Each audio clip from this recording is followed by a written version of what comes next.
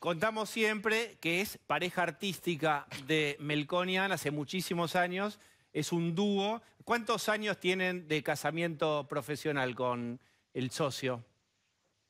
De casamiento casi 30 y de más de novios, así que qué sé yo cuántos. ¿Viste? Y uno de Independiente, él es de Independiente y Melconian, por supuesto, es de Racing, etc.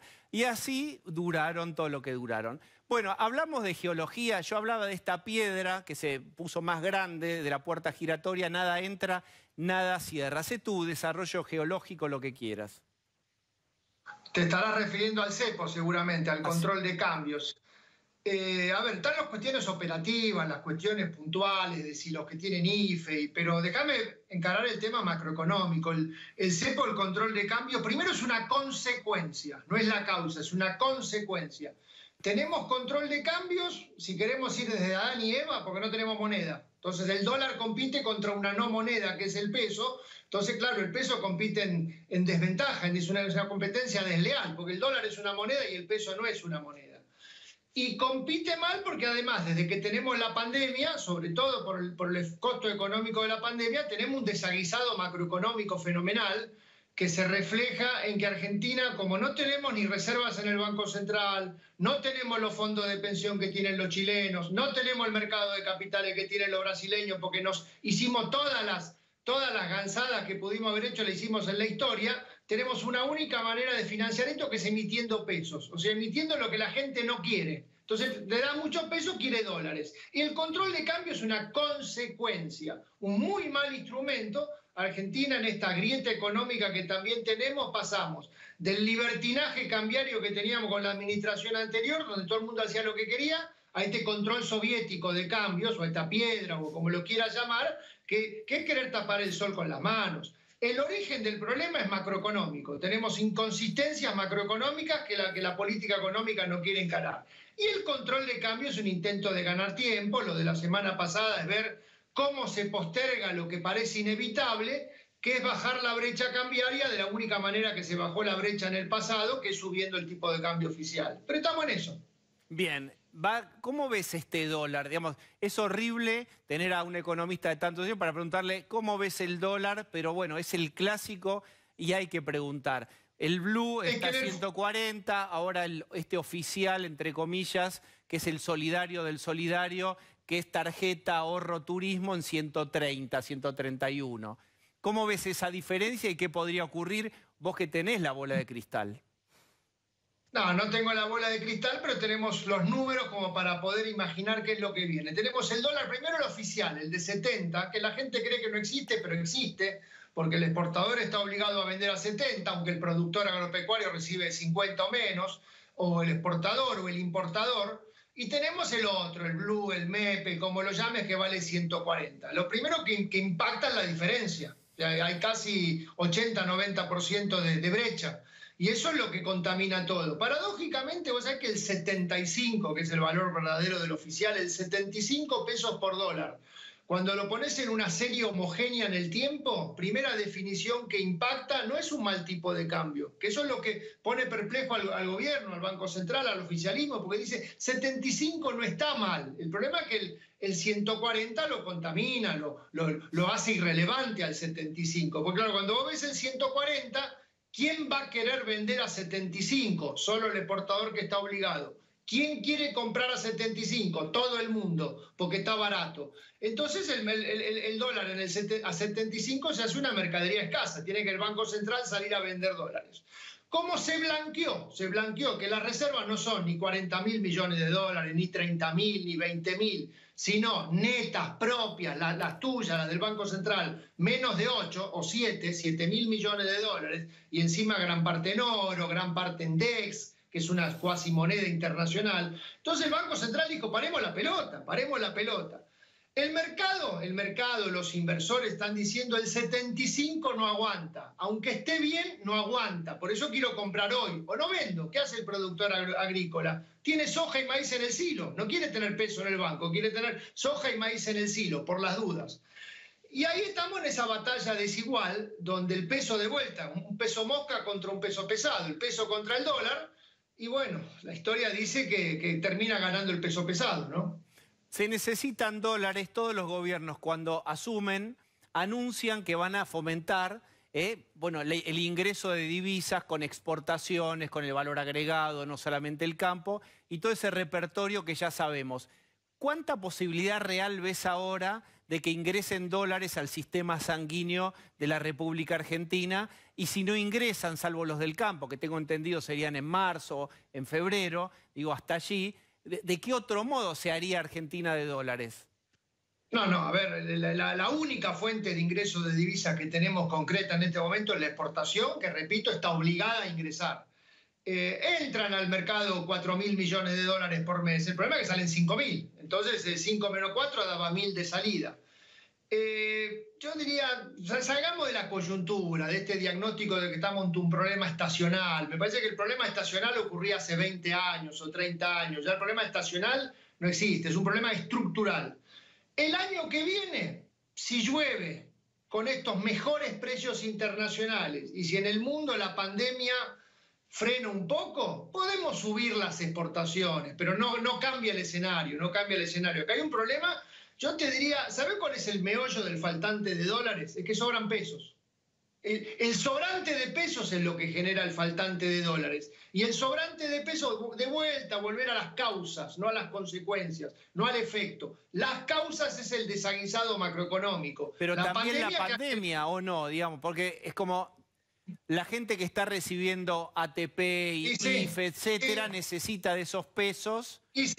Si no los das, es una crisis social. Si los das mucho, es una crisis de dólares. ¿Cómo se hace con esta manta corta? Nadie dijo que era fácil, lo único que siempre pensamos es seamos conscientes de que es así, porque la macroeconomía es una novia muy vengativa, no te espera, si no la atendés bien, no te espera. Y no se quiso esperar, se apostó mucho a que el arreglo de la deuda solucionaba toda la cuestión. El arreglo de la deuda no solo tardó más de la cuenta, sino que de vuelta era una consecuencia, no una causa. Y lo que vamos a ocurrir es que la manera no de solucionar, pero de converger la presión social por seguir recibiendo el IFE, el ATP, la asistencia a las provincias y la macroeconomía que no te espera, probablemente sea con una tasa de inflación más alta de lo que dice el presupuesto para el año que viene, que es la historia argentina de los últimos 50 años. ¿Y cuánto es? Más que 28 seguro. Me parece eso estaba en el presupuesto, por eso está mencionando Rodolfo 28. Sí. 28 empieza con 2, no. El siguiente número sería que empiece con 3, 30 y pico, que es lo que tenemos ahora. Me parece que empieza con más que 3. Bueno, vamos a tironear. Puede ser... Y no lo sé, ahí necesito la bola de cristal que no la tengo en este momento a mano, porque no la sabe nadie, pero me da la sensación que... Vos sabés que la inflación en el fondo es un impuesto. La inflación no es ni la puja distributiva, ni que los empresarios... La inflación es un impuesto que el gobierno nos pone cuando le falta guita. ¿Por qué? Entonces, explica por qué. Porque eso circula, pero no todo el mundo tiene... ¿Por qué es un impuesto?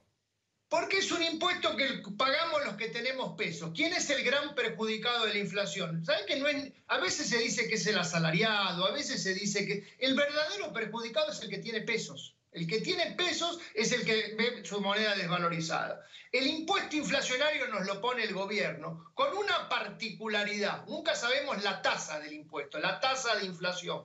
Porque la tasa del IVA la determina el gobierno. La tasa de las retenciones la determina el gobierno.